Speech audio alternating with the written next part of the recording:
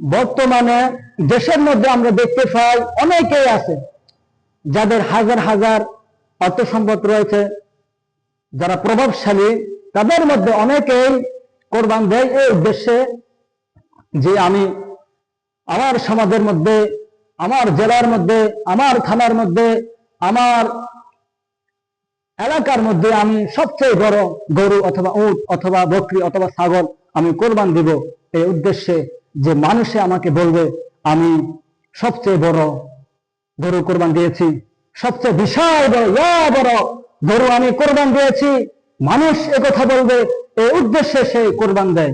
যদি এই উদ্দেশ্যে সে কোরবান দেয়, তার কোরবান আদৌ কবুল হবে না।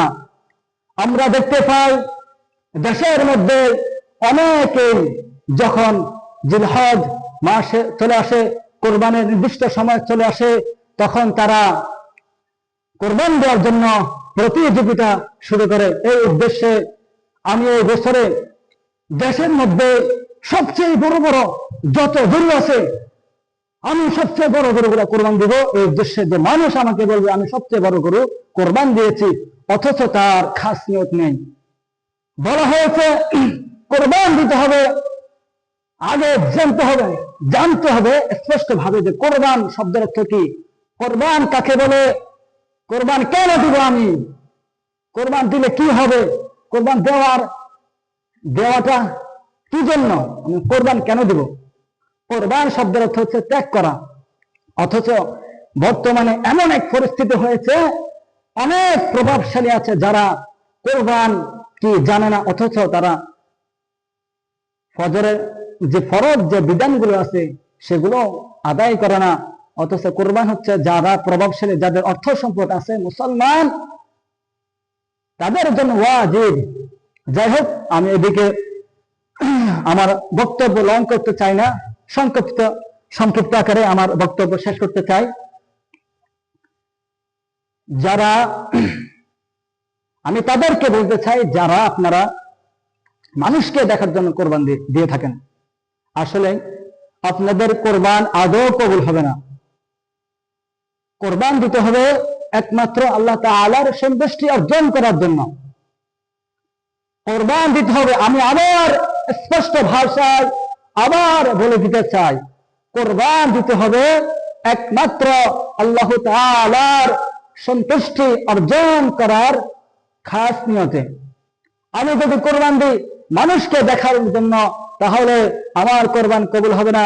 আমি যদি কোরবান দিই গোশত খাওয়ার উদ্দেশ্যে, বিশেষ করে যারা বর্তমানে প্রভাবশালী, তারা প্রায় সময় গোশত খায়, তো তারা আসলে গোশত খাওয়ার উদ্দেশ্যে কোরবান দেয় না। বেশিরভাগ কোরবান দেয়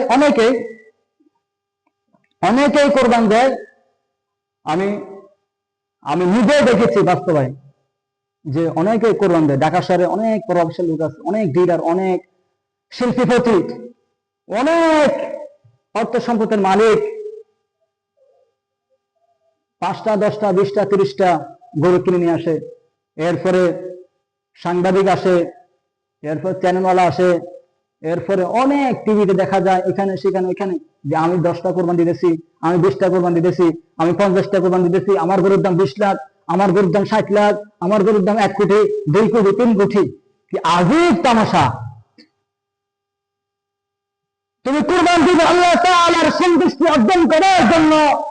তুমি যদি কোরবান দিতে না জানো, কোরবানের সম্পর্কে যদি তোমার ধারণা না থাকে, তোমার সমাজের, তোমার মসজিদের, তোমার ইমামকে তুমি জিজ্ঞেস করো, তুমি মাসআলা ক্লিয়ার করো। অযথা তুমি কোরবান দিয়ে টাকা পয়সা নষ্ট করিও না, তোমার কোরবান আদৌ কবুল হবে না। ওয়া আখিরু দাওয়ানা আলহামদুলিল্লাহি রাব্বিল আলামিন। আমার বক্তব্য আজকে এখানে শেষ করলাম। আল্লাহ হাফেজ, খুদা হাফেজ।